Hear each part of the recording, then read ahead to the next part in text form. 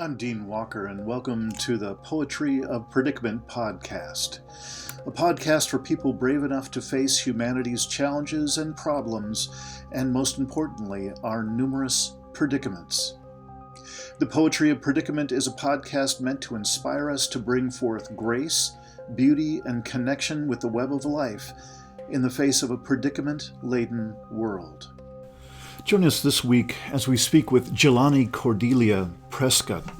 She's been bringing her long-standing spiritual practice and her expertise in music, movement, breath, and those spiritual practices to the greater collapse-aware community and, of course, to the Deep Adaptation community globally through the Deep Adaptation Forum and Positive Deep Adaptation Facebook group. Please help me welcome Jilani Prescott.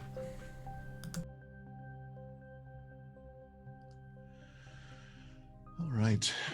Welcome back to another episode of the Poetry of Predicament podcast. I am, of course, your faithful host, Dean Walker. Been doing this for about 5 years now, and really, 2020 is just such an extraordinary year in every conceivable way. There's just no way to overstate it.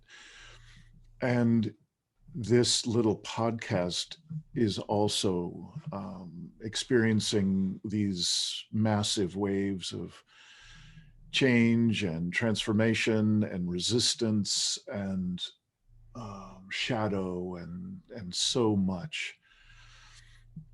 And how those things have shown up here is a really renewed and deepened commitment, even from that of 2019, of speaking with people who have something to say in the face of the most challenging predicaments in human history.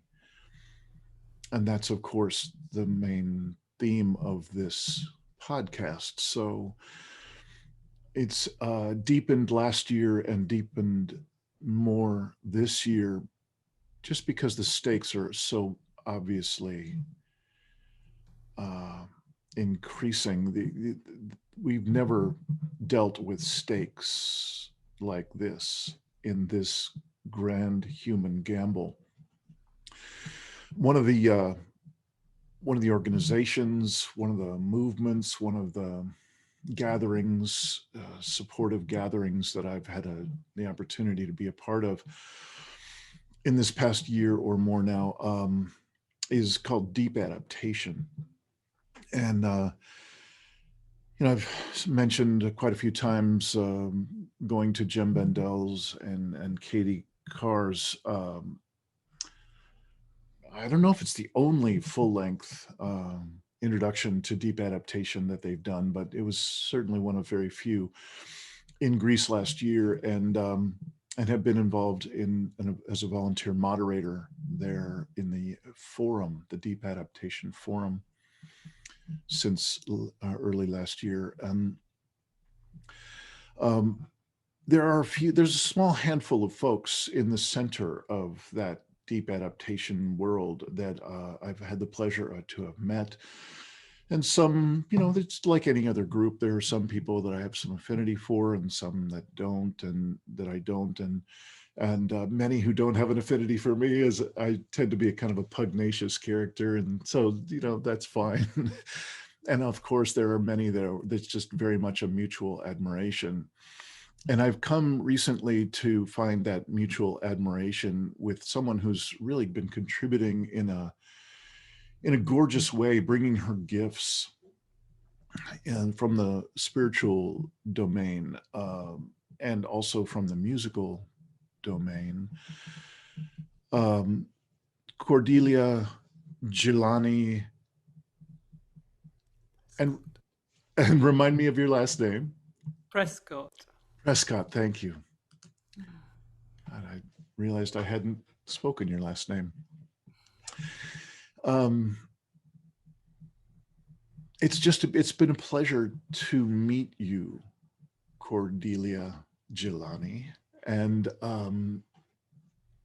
what I find most uh, compelling about our conversations. We've had a few conversations recently, and I've just been so thankful for them. Is there some kind of both release and relief on the one side of being able to speak with someone that I barely know, and to find it so easy to flow between layers of the conversation and to generate effortlessly warm curiosity, and to feel that same quality of warm curiosity coming back. And I have to imagine between that and your spiritual practices, your musical gift in those spiritual practices, and how you've brought them to deep adaptation, I have to think that those pieces, and perhaps much more, is what's had Jem and Katie really take a deep liking to your work. And I'm just hearing this, they occasionally mention, and you've got a fairly prominent and regular feature in the forum and positive deep adaptation Facebook group, where people can come and participate in some of the kinds of singing and movement and psychospiritual anchoring that is so needed in these times.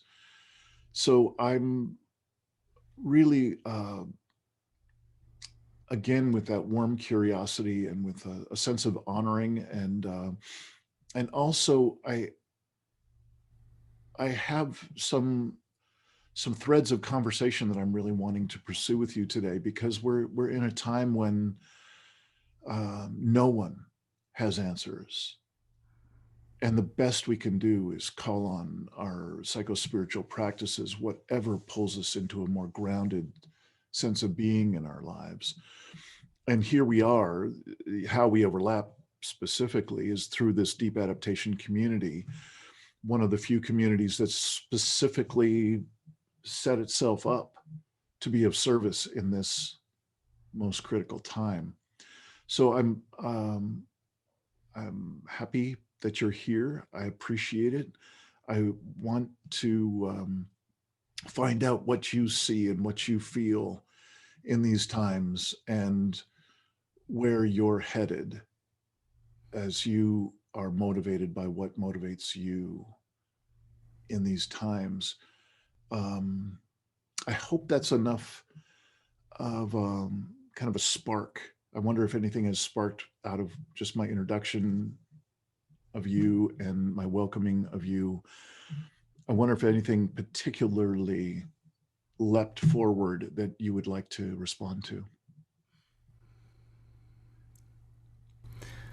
Well, one thing did leap out, Dean, and this was the fact that I have a very strong sense that music and movement and breath are such fundamental pieces of human experience. I think almost I would go as far as to say that awareness of these and working with them is what makes us human. And in conversations with Jem Bendell, who you've mentioned, I wrote a piece on his blog about ancient wisdom, and feels like now's a really good time to look back over time and explore the things that have helped humanity through difficult situations, because humans have always faced difficulty. Maybe now those difficulties are more existential than they've ever been before, but there's no doubt that over the millennia, death and illness and war and destruction have been a part of our human experience.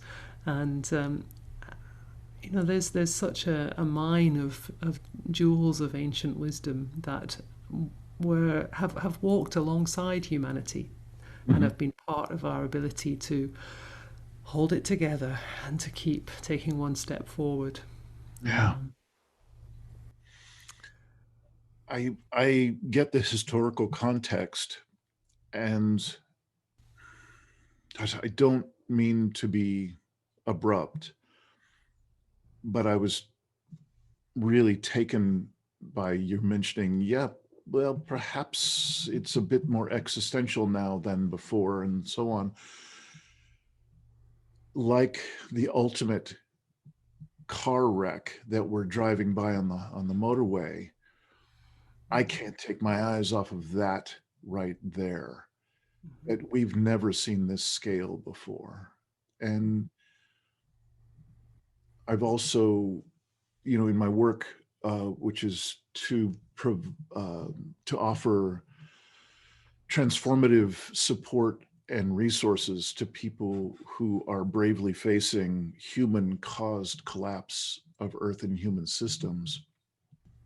Kind of the other side of that existential predicament coin is the various technologies that we have, including disinformation of ourselves and what appears to be a collective forfeiting of agency at a very deep level.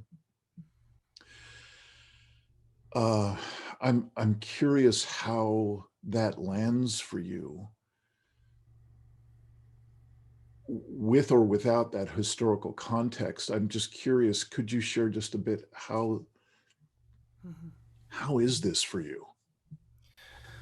So, very personally, in the last week or more, specifically, I think this is part of a larger context, but I've been having a very intense experience of this, increasing kind of craziness of information, misinformation, guidance, instruction, from government, from media, from social media. I've had the experience, we're in the season of autumn, as we call it here in the UK, and a sense of being, in a swirling whirlwind of dry leaves, obscuring my vision, and just feeling like they're swirling around, trying to grab something from there to make sense of what I'm hearing, and really not managing to do that. And as a result, really being asked to fall back on the practices that I know, that even so I still forget to use at times, and I'm still surprised when they work. But to fall back on that practice of listening, going within and listening to my own truth, finding my ground in my own being, allowing what we call the spirit of guidance to arise, and knowing that voice of guidance only arises when I can find in myself a peaceful groundedness that gives it space to arise. Yeah. And also a sense of deep listening to Mother Earth, and even listening to life itself. And then somehow out of that, arising in me a ground of my own truth from where I can move forward with my actions. Yeah. Well, thank you for that. And I'd like to just mention that there are a number of different methodologies or bodies of work that I've been reaching out to deepen my own set of practices or menu that I can pull off of to serve in various settings, and then also to put into what I'm calling a kind of a virtual toolkit that people who are engaged in my work can choose for themselves, depending on what their issues are, what they're reaching for, and so on. And a number of them, virtually all of them, have a similar sounding description, different content, I'm sure, different methods of accessing, and that seems to be to get us out of where we are all taught to be in the business as usual world, which is in our head, and to calculate and to plan and to execute and to machinate and ruminate and so on, and to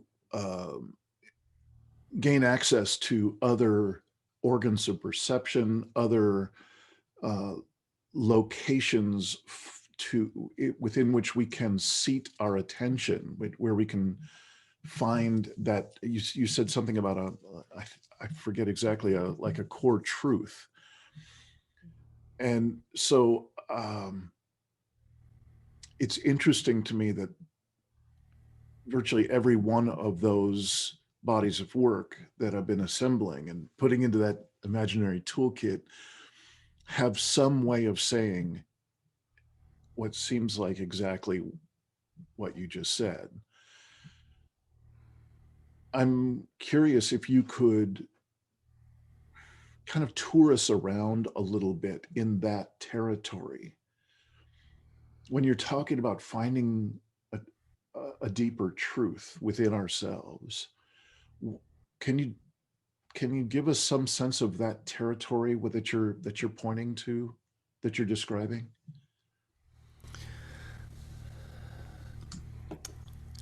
So just as you said, Dean, this doesn't come from the kind of whirlwind hamster wheel of the mind, which which is really good at going through all of the different possibilities and options, but it's not so good at just settling on what's true for me right here, right now. What's my truth? There are so many traditions which talk about truth, and the Sikh tradition says Satanam, truth is God's name. But what is truth? How do we explore truth? Because is it something that somebody tells us that we have to believe in? Or is it more something that lands in us, or that arises from deep within me? And this is my experience, is that when I remember my connection, sometimes it's my connection to Mother Earth, sometimes it's my connection to life. It's always a connection to something greater than my small self. An acknowledgement that this small ego structure, this physical form, it's important as a vehicle for me to navigate this life, but it is a small self, and there is always a greater reality. And that's something that's talked about again in so many traditions. So somehow allowing myself to rest, to actually, there's a letting go, there's a sense of my body relaxing a bit and a dropping into the holding that is present from a greater reality. And when I can let go in that way, let my breath go a bit, it's like I can put down the part of me that feels like I have to figure it all out for myself. I have to know, I have to work it out. Just put that down, and then in that holding, something can arise, like almost like a fountain bubbling up inside me. Maybe something from deep within the earth, maybe something from deep within my bones, that starts to feel like my truth, that I can work with this is landing with me. Yeah. One of the things that I've experienced with it is that it starts as quite a delicate voice, not always easy to hear. In my tradition, we say it's like a muscle. The more you use it, the stronger it becomes. So there's something about trusting that guidance, really listening for it, and listening and greeting it and trusting it when it arrives. Yeah, And also beautiful. not rushing it, like leaving space for it. That space feels so important. Space in our busy lives, again, so many traditions talk about, whether it's meditation, sitting on the cushion, whether it's taking retreat times out of the busyness of life, whether it's just going for a walk in the woods or in nature and just taking some space. And those contexts are when this spirit of guidance is much more free to Mm, arise. We mm. can hear that still small voice much more clearly. Yeah. Yeah, well done. Thank you for that mapping out. I appreciate it. I'm um I'm curious if we could just do a little scan of the world of, particularly in the UK. Y'all have been doing some really good creating in the past couple of years here, and there are a couple of organizations that I would like to just scan together, and I'd love to hear just what emerges for you, what you're seeing, what you're noticing. Uh, and the two in particular I'd like to mention are in fact Deep Adaptation that we've been mentioning, and then also Extinction Rebellion. And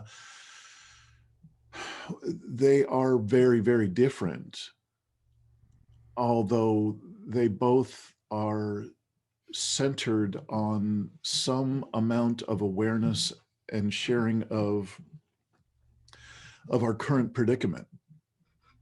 That seems to be fairly close to the center for both.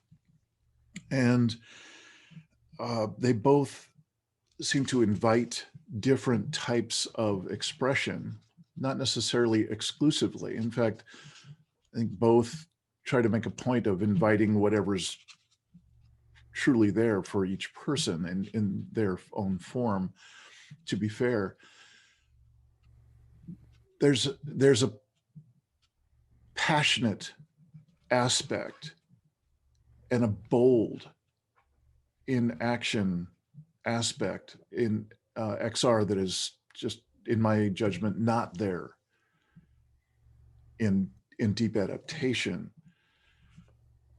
And I'm curious, could you speak about, if you don't mind, I'm just going to speak a little bit kind of gruffly, and I don't mean any disrespect to any tradition of any kind, but in new agey stuff and in spiritual stuff, it can be kind of breathy and everybody speaks in quiet tones, and then everybody is gentle with each other, and those are good things. I want that. I want to know if I sit in a circle, it's going to be something like that.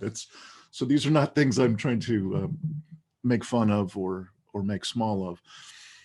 I'm curious how those bolder waves, by the way, I call it inviting the waves, that those muscles that want to be invited or practiced or worked out.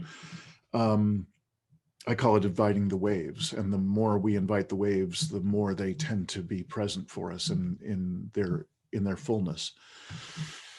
So in the Extinction Rebellion bold side of things, those are some very visible and impactful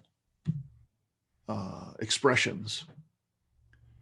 And I'm curious what your sense of those are, how they fit in the picture of your own work and your own experience.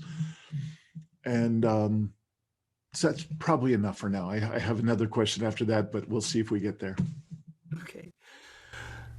So I think there's a really interesting edge, and it's the edge between sitting with what is and allowing a sense of acceptance, a sense of dealing with the situation as it is, accepting, this is how it is right now, that what you might call the spiritual or new age way of looking at something, and that can tip over into a sense of unwillingness to look at just how bad things are. There's a sense of, and that's okay. That's okay as well, because when things are more than we can deal with, then that these are the defenses that step in.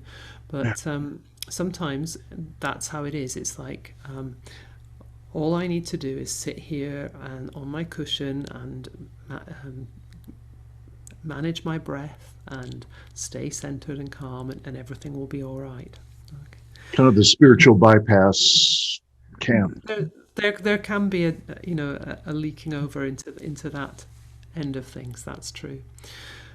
And then obviously at the other extreme, there's kind of action which actually stems from fight or flight and reactivity and all of that as well. So you could say that was the kind of opposite end of the spectrum from spiritual bypass in a way. Yeah. But in the middle of that, I feel like there's this tipping point and maybe this is a good place to explore living on that place, which is where again this guidance of inner truth comes from. In this moment, what is mine to do? In this moment, am I called to act, or am I called to sit with this? And I feel like this is a kind of meandering path or a zigzag path between those two places, because both things are the right things to do. Yeah. So, I mean, in terms of Extinction Rebellion, one of the things that I find very inspiring about it, well, I find many things inspiring about it. It's very, very creative and joyful and deeply spiritual and peaceful movement. So it's something that I feel, I can completely align with, because it seems like,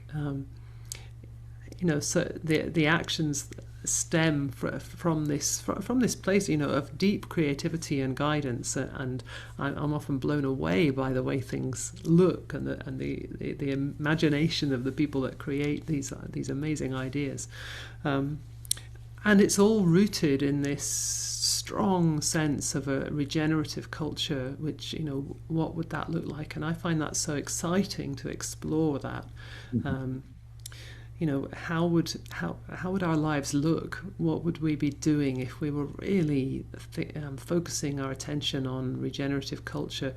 Looking after not only the planet, but looking after ourselves, looking after making sure that every action we take is sustainable on a personal level, that we're really developing relationships and communities, and having fun together, and eating good food together, and just generally creating wonderful experiences together. So much of that has been lost in modern society. So I'm really inspired by that. And my own personal experience with XR is that there's been times when I've stepped right up to be part of it. I've been on the streets. I've been part of the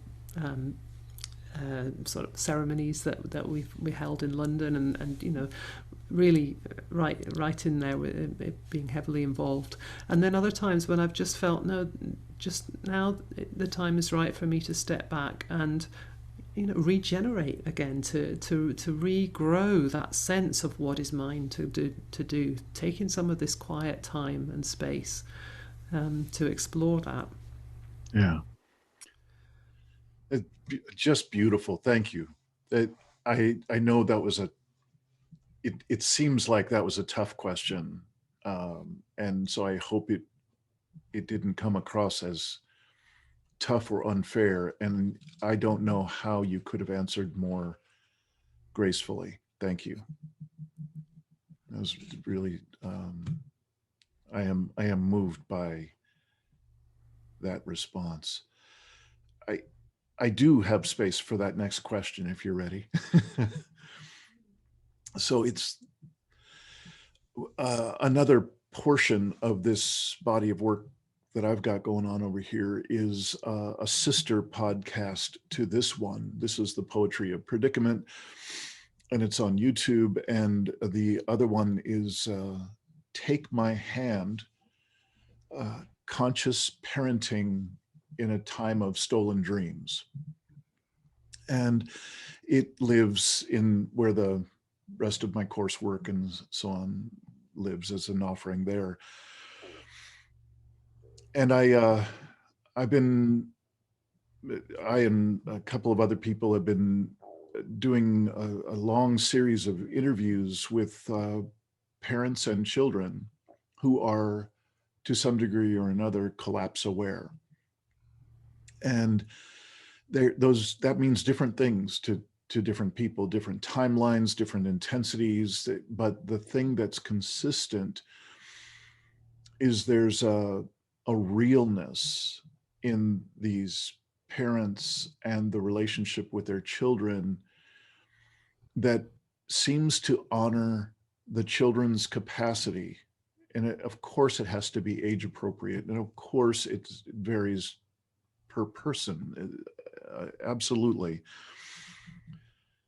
Well, what I'm noticing is that what's consistent in these interviews and the curated content there, it seems to imply that children oftentimes have far more capacity than they're given credit for, and quite probably a greater capacity than their own parents and certainly many of the adults around them.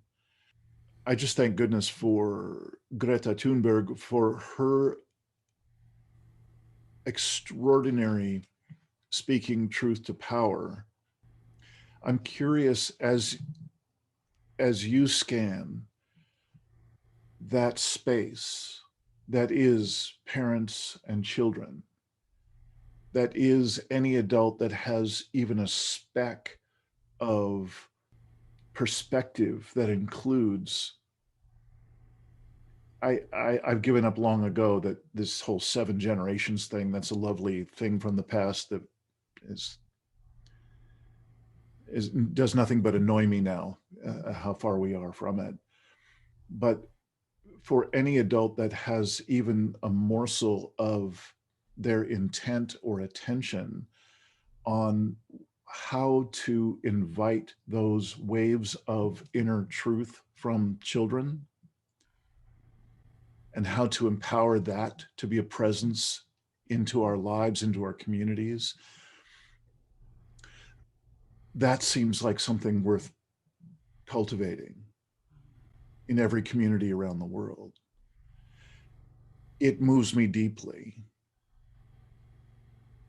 It also terrifies me at how little, how really terrible we are at it collectively. I know there are pockets that are exquisite. So I'm intentionally sharing with you some of the things that have moved me one way or the other in this neighborhood of conversation. And I'm curious if any piece of it has particularly prompted you or moved you to share.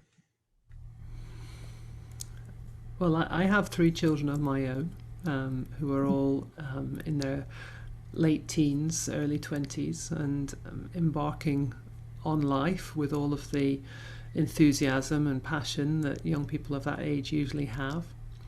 And I must admit, I don't feel very confident that I have prepared them as well as I could have done.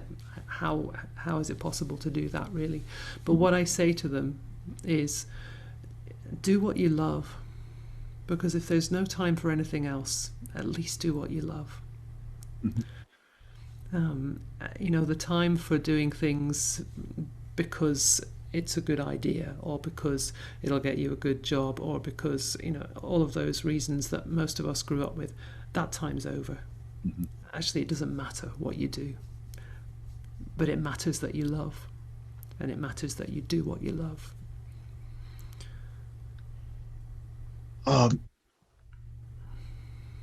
Jilani, I'm curious, with those 3 children and with other children in your life, other young people in your life at any age,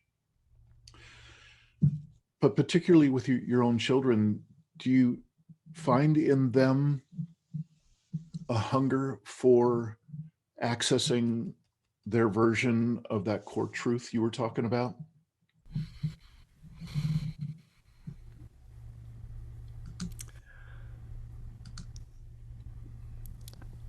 I mean, I'm not sure.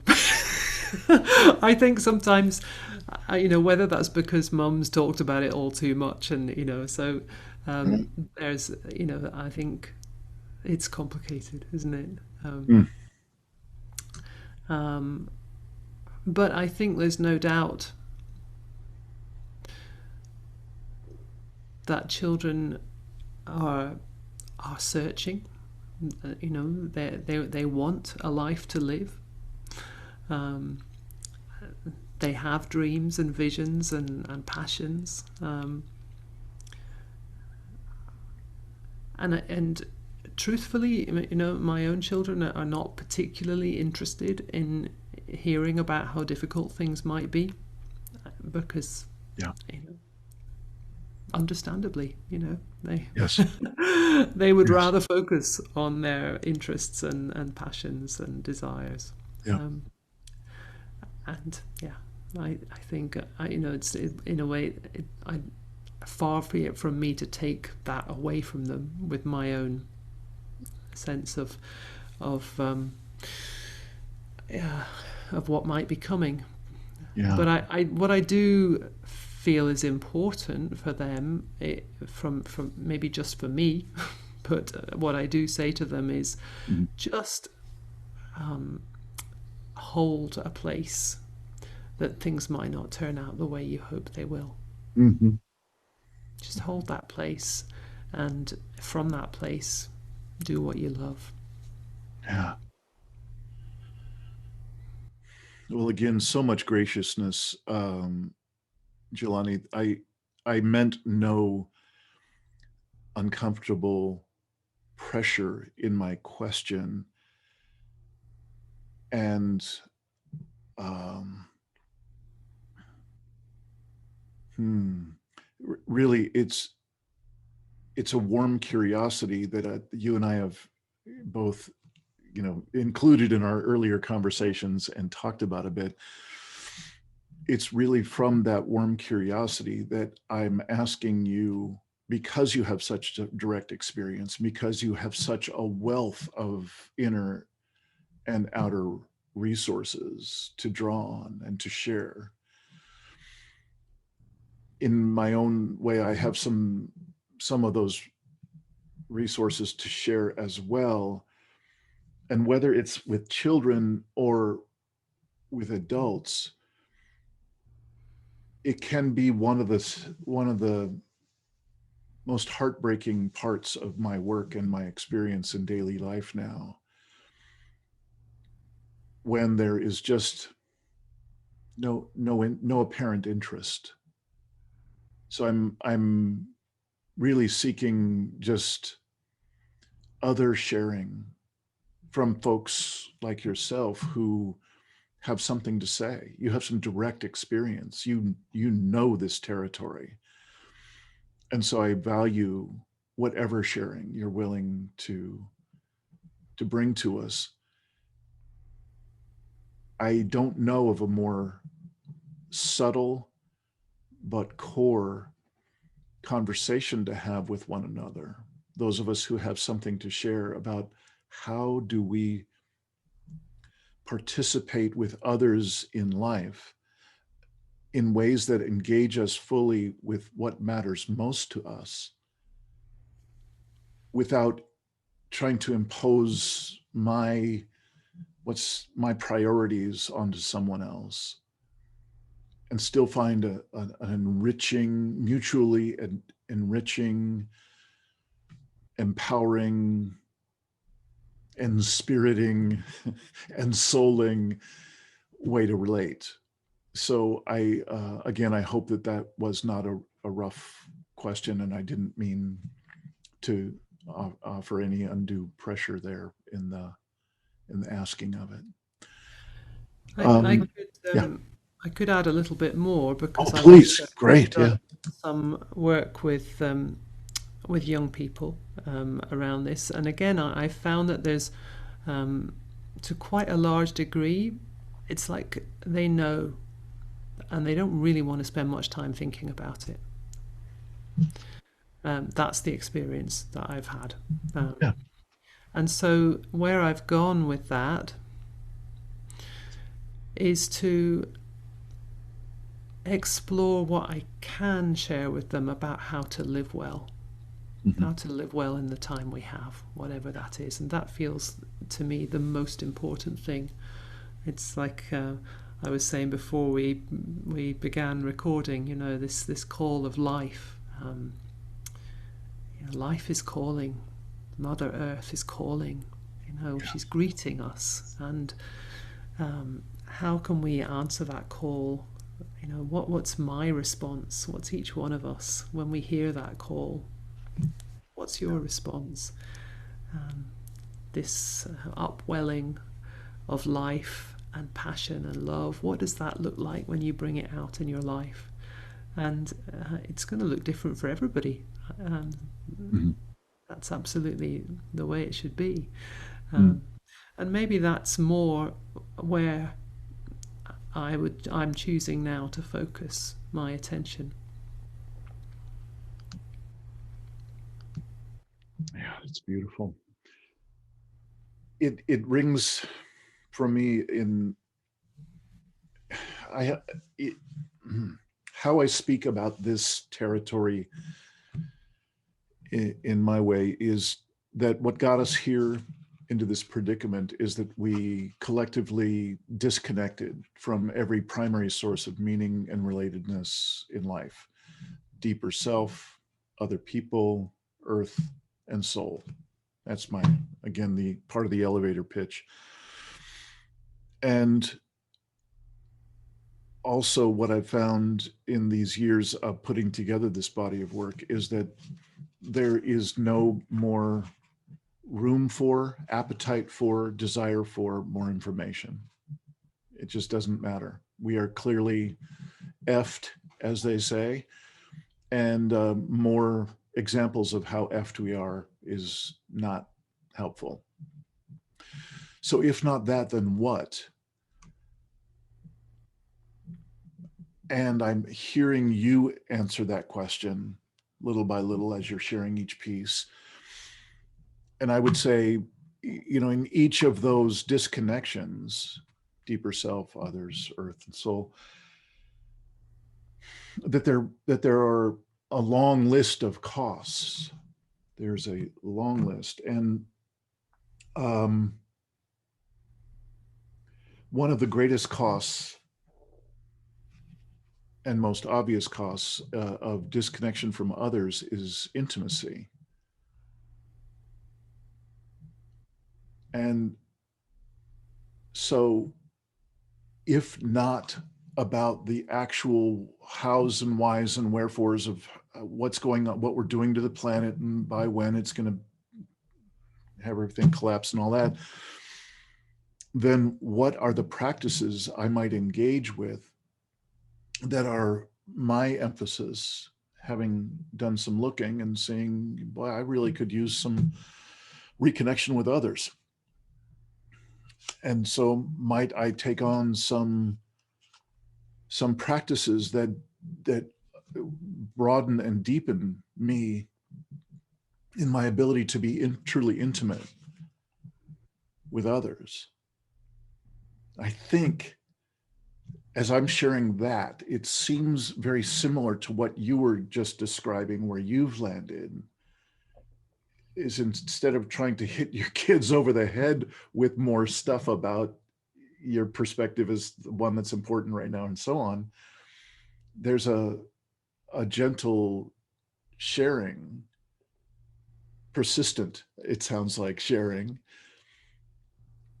of what brings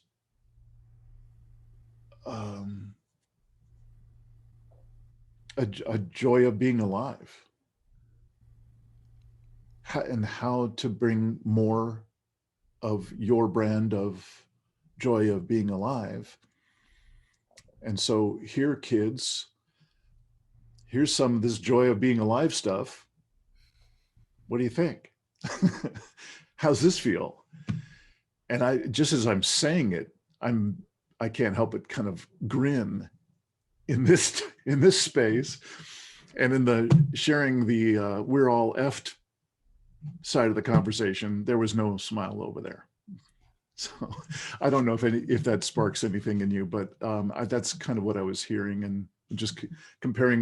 We might have some similarities in parallel of offering things that are more about a yes to live into rather than how effed we are, and something to retract from and contract around and intensify around. Yeah, I feel like there's again an edge to be walked in there because yeah, I love what you said about, when we talk about the yes of life and what we're welcoming in, the grins come, the smiles come out, the heart lifts, and that's so important. And also, there's a deep part of me that needs that acknowledgement and awareness of the other side of it. Don't need to kind of go on about it too much, maybe, but I need it to be included, because if it's not, if it's not brought in, if it's not acknowledged, then in some way I start to feel like a crazy woman who's disconnected, and like, I'm seeing the world in a different way from everybody else, and actually the joy and the laughter and the community and togetherness and those things start to feel ungrounded, and therefore actually not even quite real, a bit artificial, unless there's that ground of knowing. So for me, it's like this acknowledgement of what lies beneath, an inclusion of all of that weight of knowing and weight of sorrow, and going anyway for the love and laughter and sharing and closeness and intimacy. Yeah. Yeah, you brought that up in earlier conversations, and I'm so thankful you're bringing it up now. It's again, Greta Thunberg came to mind when you were just speaking. She has such an extraordinary ability to tap into the truth that is truly just indebatable, whatever the right construct is for that. She has that piercing ability to speak those facts and truths. And there's also a sacred rage that I've experienced and I've heard articulated and shared in truly transformational ways. A man who has inspired me more times than I can count in exactly this way is Andrew Harvey. He just has his finger always on the pulse where that sacred rage comes through. So he's ready, and he is a very able spokesperson for sacred rage when it is called for. I especially appreciate what you were describing about feeling crazy when this part of the edge isn't made plain, made very obvious in the space.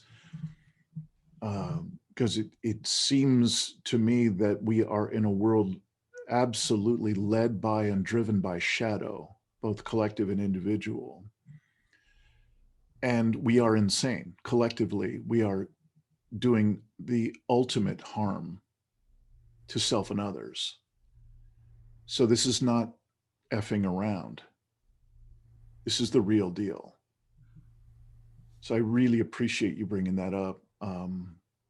I just, in my experience, I was just bumping up the tone and content of what you were sharing. And I'm curious, is there anything at this particular level of this track of conversation that you're inclined to add to?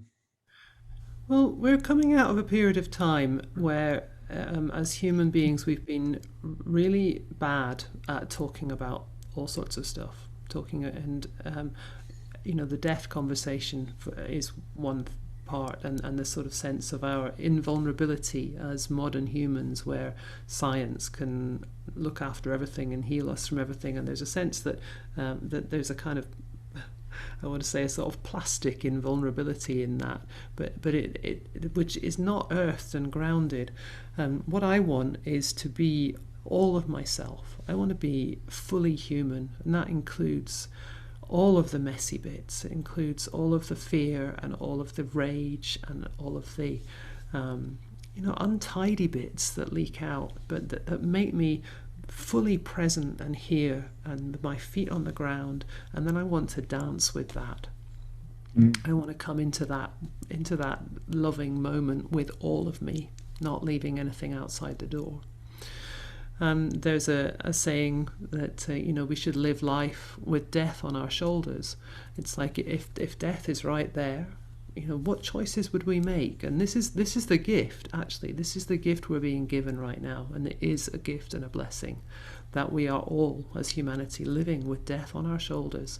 And when we can be aware of that, then let's see, what choices do we make? What work would you be doing if you knew that this was your last period of time on earth? We don't know how long, but just if we really buy into that, if we really feel into that, where would I be? What would I be doing? Who would I be with? Yeah.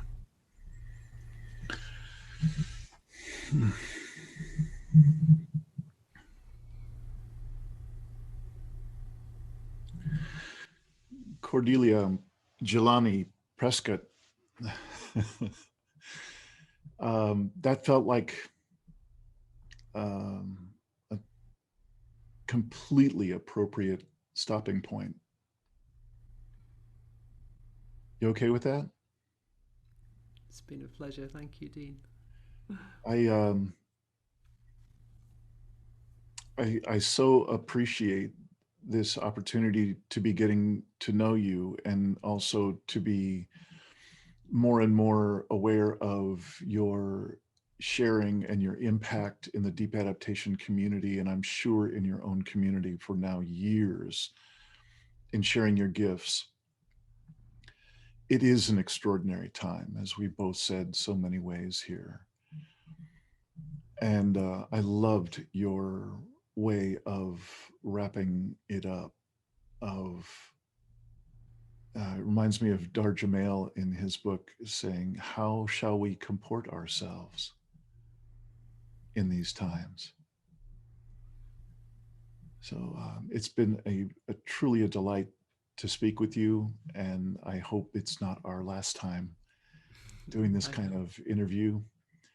And I'm really jealous of the folks who can be live with you when eventually that kind of live workshop can start to happen again. And I just so wish you well, and thank you for the gift that you are to the greater community. Thank you, Dean. And I would like to reflect back to you as well. Thank you for everything you're doing to bring this important work out in the world. Bless you. Thanks for watching another episode of the Poetry of Predicament podcast, produced by Dean Walker and the Living Resilience Alliance, www.livingresilience.net. Music today from Michael Hedges, as always, and also Port Blue Into the Sea. Also available on our website, www.livingresilience.net, is a wide array of articles, online learning series, arranging group and individual resilience coaching, and sign up for our every other Tuesday free support group that we call Safe Circle Calls.